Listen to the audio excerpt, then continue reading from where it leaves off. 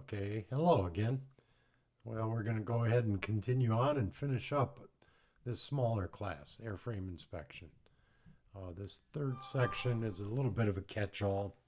It's advanced inspections, conformity inspections, ADs, and the like. Okay, okay. So let's take a look at what we've got going here.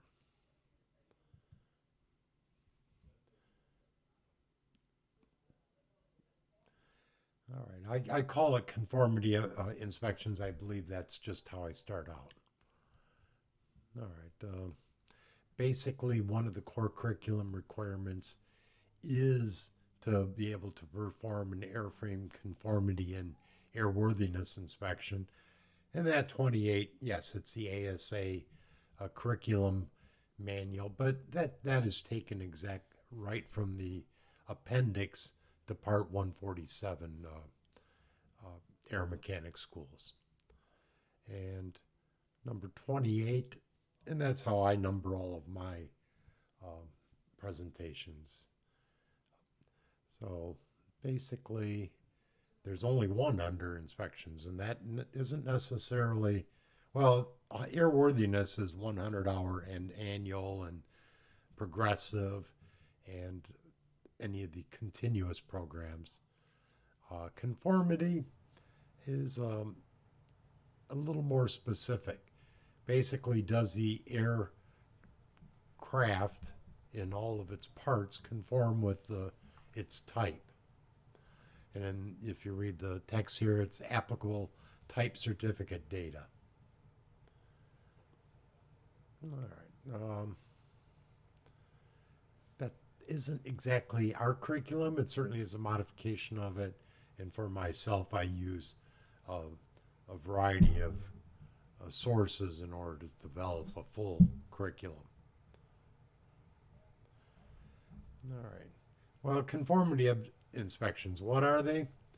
Um, Basically, when the aircraft is first manufactured, it is manufactured according to FAA specifications. And so, therefore, if you're going to make any uh, modifications afterwards, you may not actually stay within the purview of those FAA specifications. Uh, so, if that's the case, you have to have a sign off from a certificated maintenance technician, or in the case of a major repair, alteration, or approval from the FAA on a Form 337. Uh, if you do not get that type of approval, technically your aircraft is unairworthy and, in effect, grounded. A conformity inspection is an essential element of all aircraft inspection programs and performed to determine whether the aircraft conforms to or matches its approved specifications. And there's usually a practical uh, project, especially one if you're doing your O&P section of the program, your oral and practical. This is normally what you're asked to do, a quick little conformity inspection. So, how would you do that? Basically, you visually look, and a conformity inspection is basically you're looking at it and checking what you see with the actual approved aircraft specifications, and especially if it comes when it applies to the engine that's in the aircraft and any of the bigger components like magnetos maybe. A list is compiled outlining the information gathered from the type certificate data sheet. So you basically start with your TCDS, and that will basically tell you what engine, what propeller, uh, what magnetos, what other appliances perhaps. Um, and of course, your aircraft may have some supplemental type certificate um, additions usually or modifications. and those will be in the form of an STC. Sometimes you'll just do it without an STC, and in that case, it's in the case of major repairs and alterations, which may not be covered by an STC, you use a form 337, and I think we'll look at a form. Basically, it's major repairs or alterations, and the operative word is major. There's going to be aircraft equipment list, and you're also going to be somewhat exposed to the MELs, the minimum equipment list, what the minimum operative on the aircraft in order to make it still airworthy. They can still fly it. Let's say there's multiple generators and only and the minimum, the MEL basically states that you can operate with just a left and a right. So, all right. Okay, here's a nice little checklist for a conformity. That you don't, even though you technically do it often as you may do your regular airworthiness inspections, the fact that you've already got this on a form means it goes pretty darn quick. You know if you've changed the engine or the propeller, or the governor and the magnetos. Those are the main items right there anyway. Basically, you keep track of it.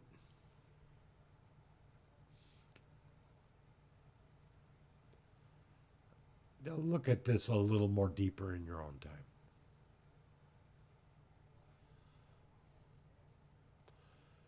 Conformity inspection is not specifically required by name, but it is inherently required at every inspection interval due to the nature of the inspection to determine whether the aircraft conforms to its certification specifications. There are times when a conformity inspection is specifically required, and that's if it's being, if it changes, if it goes over it's exported or imported from another country. And not necessarily that it just flew into the other country, but it was imported into that country with the intention of becoming registered in that country. So you need a conformity inspection. Normally, certainly when you buy an aircraft. And that's the next one. When performing a pre-purchase inspection for a prospective aircraft buyer.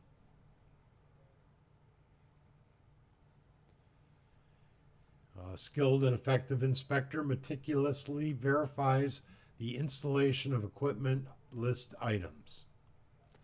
Not only verifying that they are physically in the aircraft, but also that they were properly installed, and in the case of a major repair or alteration, that a 337 form was created and approved by the FAA. And a lot of shops are going to try to stretch that rule a little bit. Me, I have no problem filing government forms. I've been doing it all my life.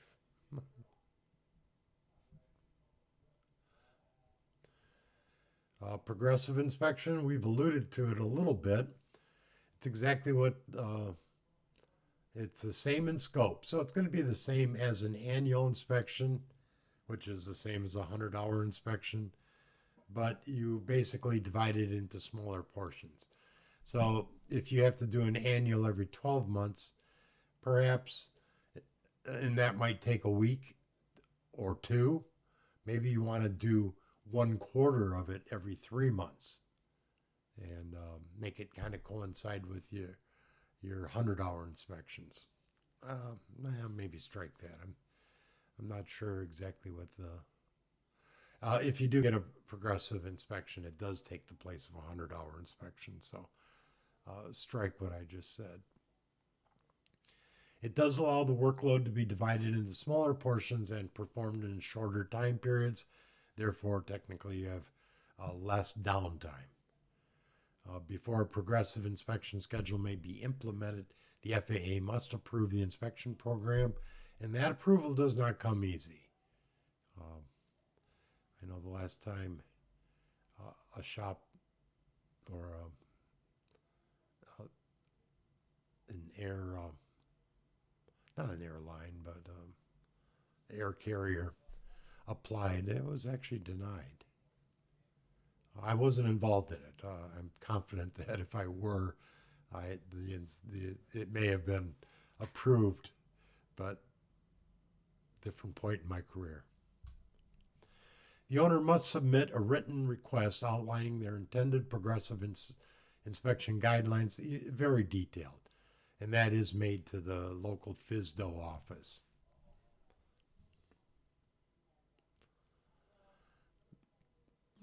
Let's see. It says if you discontinue it, you have to also notify the FSDO office. Progressive inspection, you can divide it into 4 sections every 3 months, but you can't divide it into 4 sections over 2 years. You have to complete a whole cycle within 12 months.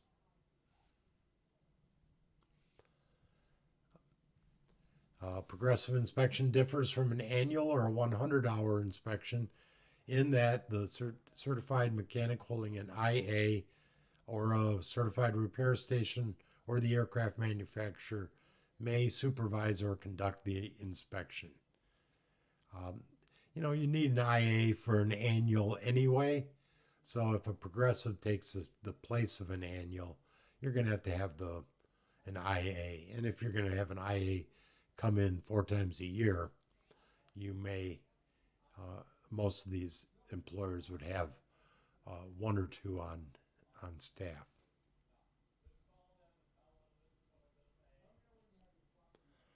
Who is authorized to supervise a progressive inspection? And that would be a certified mechanic with an inspection authorization. I've noticed that they use the word supervise. And they don't quite use that for the annual inspections. So there may be a slight difference. Perhaps the annual inspection has to be, basically, RIA would normally assign different parts, and then, they'll still come through and do a quickie type inspection. But as far as doing all the prep work and the lubrication, the regular A&P mechanics would do that, and perhaps even unlicensed personnel.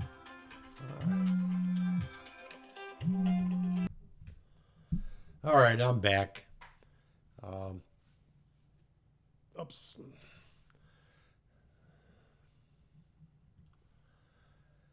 All right, I think we already covered this. Who's authorized to supervise a progressive inspection, and that is an A&P mechanic with an IA. Or certified repair stations or the aircraft manufacturer. Sometimes it's good to know them all. Matter of fact, I remember writing a multiple choice question with that as the options. An owner desires to use a progressive inspection program. To whom does the owner apply for authorization? And that would be the Flight Service Operations for the FAA, the local FSDO, the FSDO office. To the FAA, FSDO office, having jurisdiction over the area where the owner is located. Sometimes somebody will mince words. How about where the aircraft is located?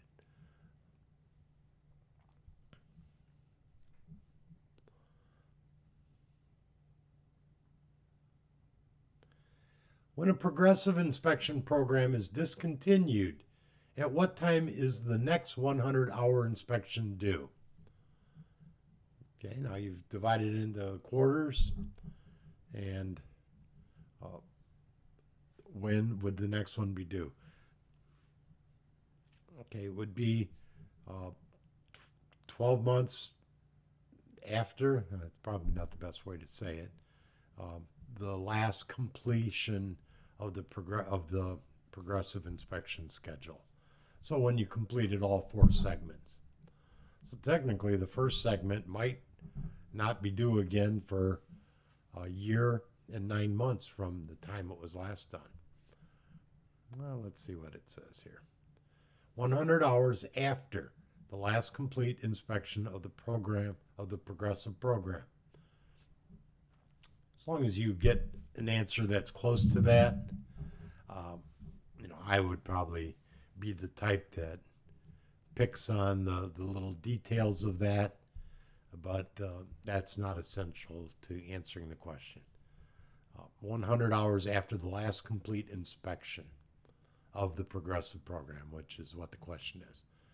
The progressive inspection program is discontinued. An aircraft under a progressive inspection program is operated for compensation or hire. Does it need a 100-hour inspection? The progressive inspection is a program that's approved by the FAA that in effect takes the place of annual and 100-hour inspections. So no, it does not need a 100-hour inspection because it's operated for compensation or hire. As a matter of fact, most aircraft under a progressive inspection program is operated for compensation or hire, or is operated for extremely wealthy individuals.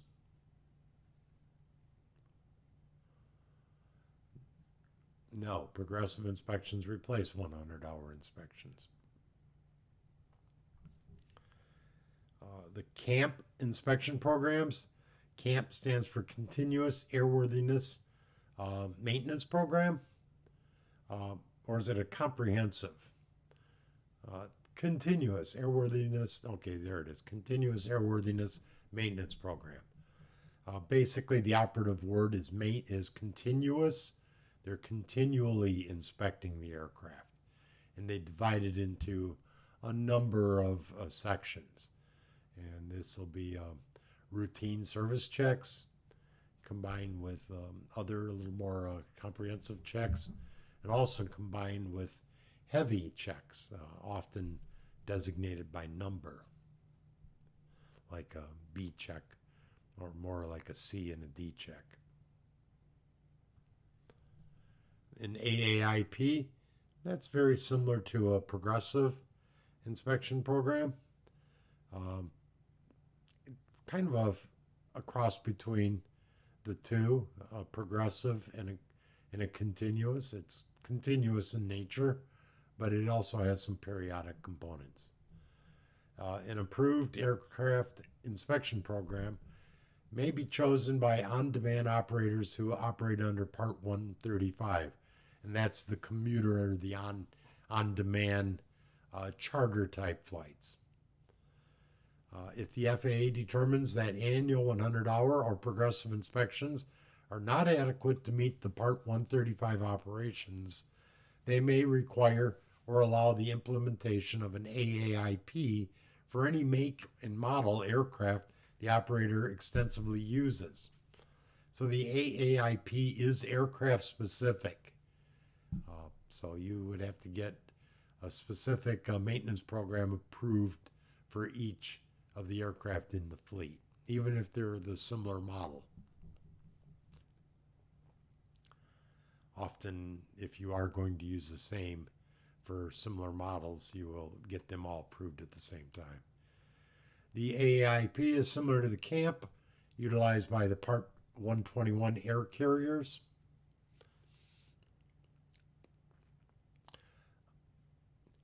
This program encompasses maintenance and inspection into overall continuous maintenance program. Just be aware, AAIP, what it stands for. It's larger than just your standard general aviation aircraft, although it's still kind of in general aviation, because most 135 operators are in the high end of general aviation. And again, they don't all get the AAIP. They may be stuck with doing annual and 100-hour inspections, or to the very least, progressive inspections. It is specific to that aircraft by registration number. Separate programs, certainly, I think they're using the example of an air medical operator. They may have a fleet which includes helicopters and aircraft, and they would have a different inspection program for each individual aircraft. So one operator may have several um, approved inspection programs, and they're all a little different. Certainly, your inspection of a helicopter is going to be different than for an airplane. I mean, where's the rotor on this aircraft? Air charter operations that operate an aircraft with 9 or fewer seats, which usually doesn't include the pilot in chief or the second in command. They may inspect that particular aircraft under 100-hour or progressive inspection intervals. So the smaller aircraft can be under the typical Part 91 inspection requirements. The same operation may also operate several larger, complex aircraft and inspect them under separate AAIPs. It is possible for an air charter operator to use a different inspection program for each of its aircraft. All right, enough about that. Now, here's an example. Basically, they divide it into 200, 400, 600, and 800-hour flight time inspections. And you can tell in each phase, different parts. And sometimes, let's say, the nose landing gear area is in phase 1, but it's also in phase 3. So there's going to be a lot of overlap. Some may be in all 4. Post-inspection looks like it's in all 4.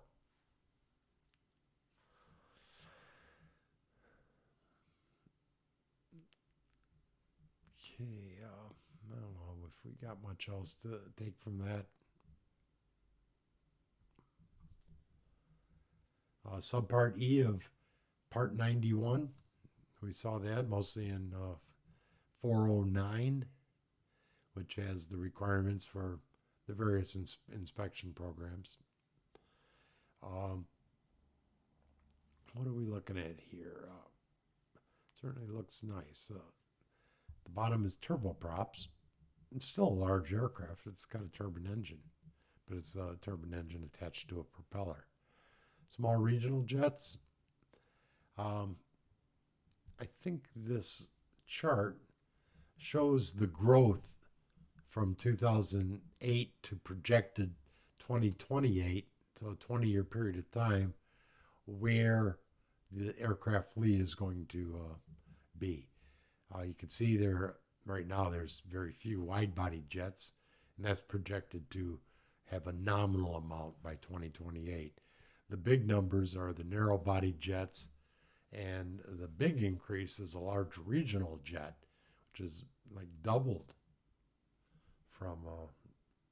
So it looks like the industry is heading a little bit more into the large regional jets, as opposed to small regional jets, which are definitely on the decline. And that's probably the only change. So I would say that the ones that did use small regional jets are now using the larger regional jets. And it looks like the numbers are almost exactly the same.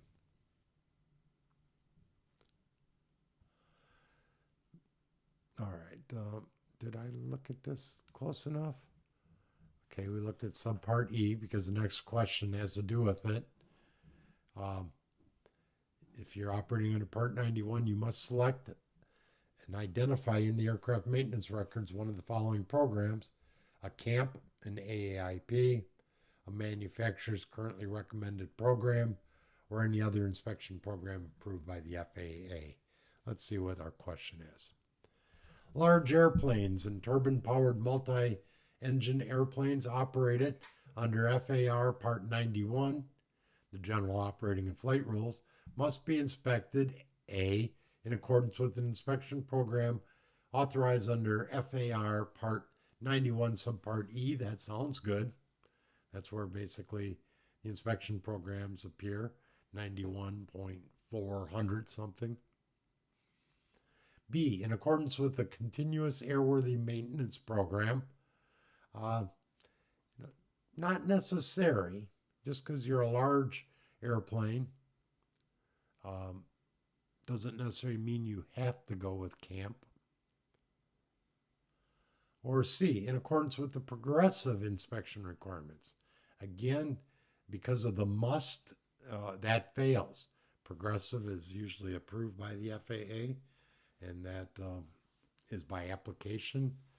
And I'm not sure how that uh, disqualifies it, but basically, the best answer is the general one. You must be inspected in accordance with the requirements of Subpart E. And it's mostly 409, and you can see that in the explanation.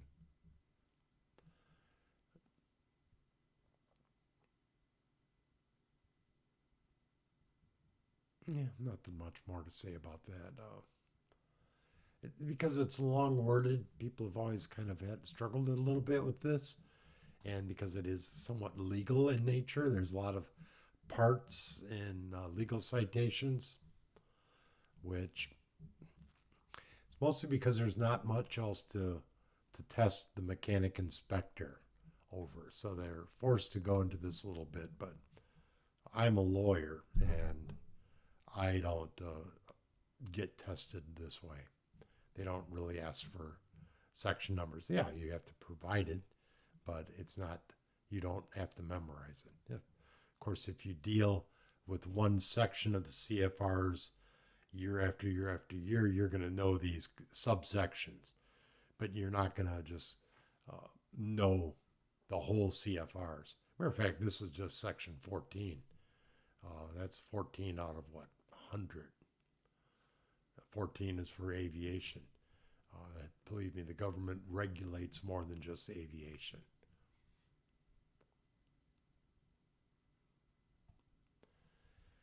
Okay, talk about airworthiness directives a little bit. Okay, this is going on a little bit longer. Um, Basically, it's how you look it up on the internet. And for me to explain to the younger generation how to use the internet or how to do an internet search, I think you know that almost from your daily life. Step one, I mean, you go to faa.gov and you are looking up airworthiness directives. You're going to find a menu. It changes all the time. But in this case, you want to look up, say, your Cessna. Now, that's a little tricky. Most people are going to look under C for Cessna, but ever since Textron Lycoming or Textron just bought um, Cessna and Beechcraft, uh, and what's the third one? I've got it on my hat.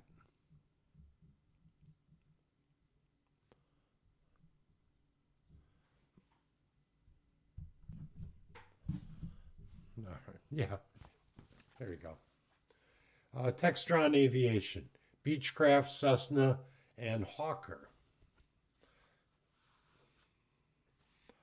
Yeah, very nice. Representative came through and passing out hats.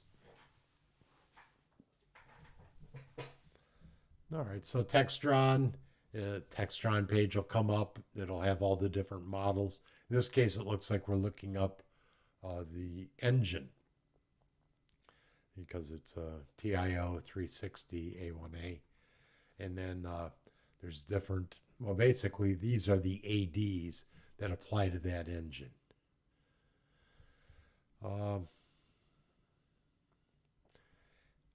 And also, there's going to be a section for all that applies to all the 360s, not just the 360 A1A, but also that and the A3B6 and the A1B, and that is usually at the bottom where it'll say, in effect, all.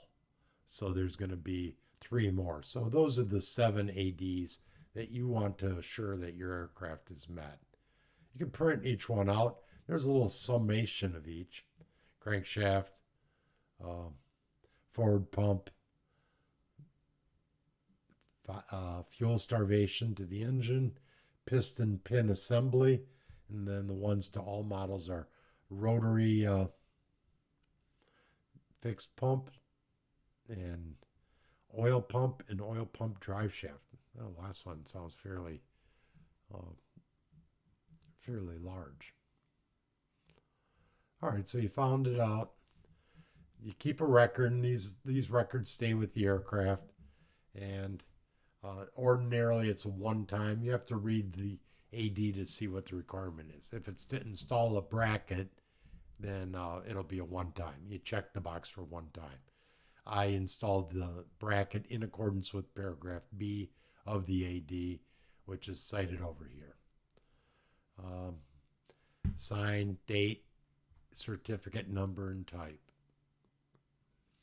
If it's a recurring, basically it says inspect the stabilizer attachment and do that in the next 100 hours and do it thereafter every 1,000 hours.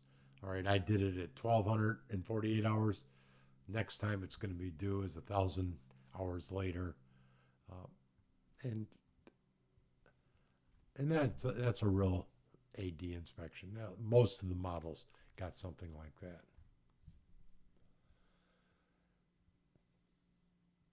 And this isn't a required form. People will keep it similar to this. Um, and it does have all the good information. Date of revision, I suppose maybe that could be combined with the number.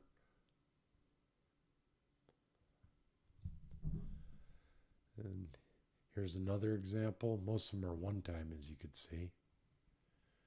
Oil pumps, high pressure fuel pump, Cessna 172.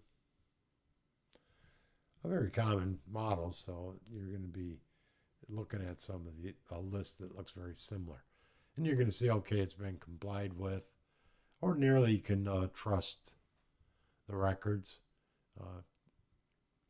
but they're the ones that are certainly easy to see, you're going to check out, but something like a piston pin, you're not going to take apart the engine.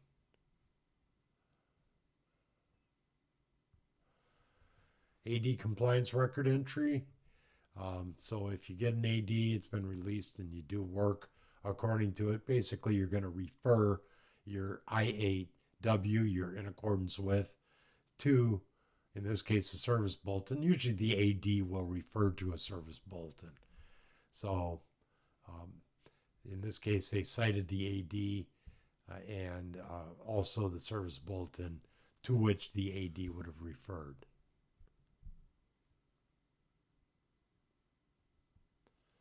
Which statement about ADs is true? A, ADs are informational alert bulletins issued by the airframe power plant or component manufacturer. That is not true. B, compliance with an AD is not mandatory unless the aircraft affected is for hire. Now, concentrate on the word directive. Directive isn't a suggestive. It's a directive. You are directed by the FAA to do something, which there's the mandatory word there in C. Compliance with an applicable AD is mandatory and must be recorded in the maintenance records. Yes, it's mandatory and it must. So no mays or discretionary or optional.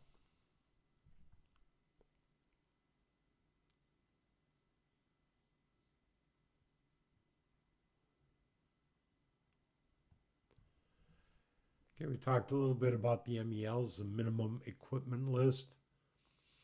Uh, Basically, if there's going to be a inoperative component, can the aircraft still fly? And here we have the combustion heater. It may be inoperative, provided maintenance pulls and caps the heater circuit breaker. So basically, you can still fly the aircraft even though your combustion heater is in op. How about the heater ventilation fan? Yeah, this is basically the same. You're going to find that there's going to be a lot of optional type equipment on this list, but it's also nice to see what is the minimum required. And you can see it is approved by the FAA. There's one question on the TSO requirements, uh, technical standard order. Basically, it is uh, a document that means that the manufacturer did go through the FAA, but it's not a engine or a propeller or an airframe. It might be a heater. It might be, you know, a component, an avionics component. In this case, it's a safety belt. A new safety belt is to be installed in aircraft. The belt must conform to the strength requirements in which document? And that's going to be our TSO. You're going to find that with hardware, we can't just use any hardware. We have to use the AN or the MS, military standard, or Army Navy. Those have actual specifications that are printed, and the manufacturer must comply with those government specifications. Same with the TSOs. So you can definitely put in a new safety belt. However, it has to be installed, or it has to comply with the strength requirements of TSO, in this case C22. FAR Part 39 is not going to talk about safety belts. As a matter of fact, I think that's it may have reference to the STC portion, which the last one is a supplemental type certificate. And no, you don't need that for your safety belt. DSO.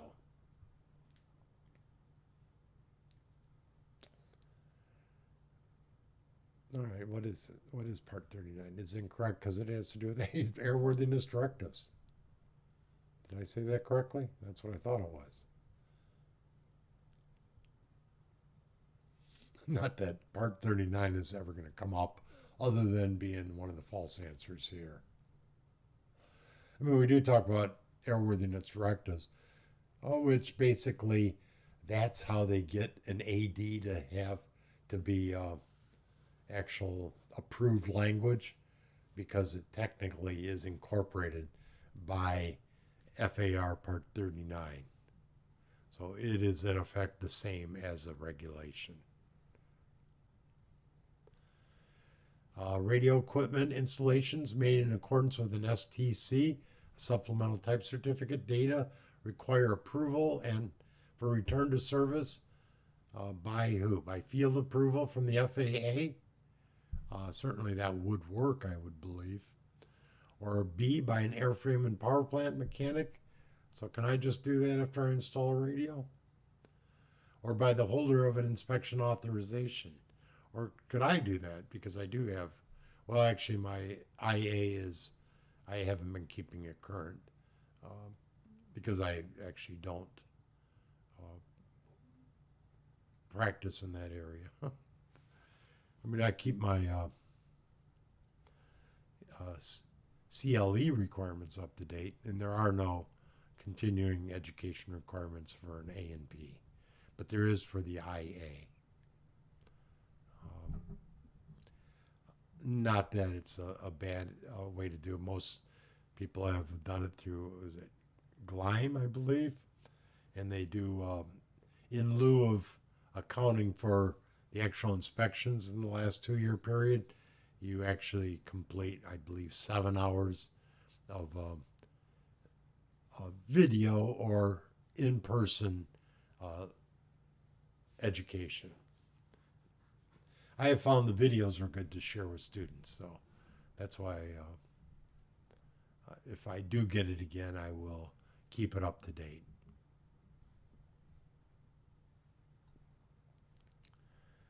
All right, did I answer the question? Basically, the answer was you have to have an IA in order to do a STC. That's technically STCs think of those as covering major repairs or alterations, where you require an IA anyway. So an STC, basically, they're paying for an STC, so you're definitely going to want an inspector to approve the work once it's concluded. That may be it. Let's see. After equipment is installed in accordance with an STC, who must approve the return to service? That would be a mechanic with an inspection authorization.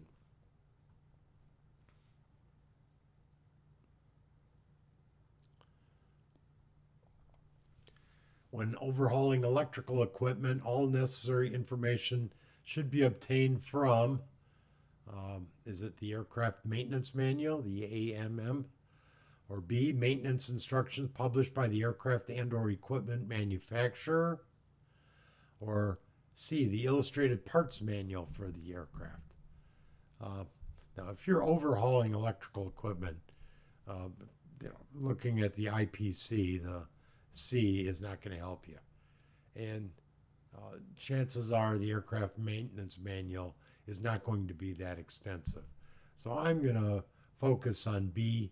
It's also a broader statement because it could include the maintenance manual, which is a maintenance instruction published by the aircraft manufacturer, but this is also the equipment manufacturer.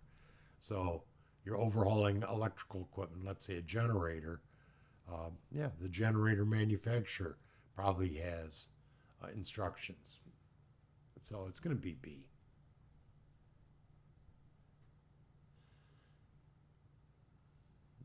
Okay. Where should you look to find approved information for work on an aircraft electrical systems? Some of these oral questions, uh, they basically looked at the official. You can tell it's the same as the multiple choice question, but basically you can look at the maintenance instructions or publications from both the aircraft manufacturer and or the equipment manufacturer. In the manufacturer's maintenance manual are other instructions for continued airworthiness. Not the best answer. The end.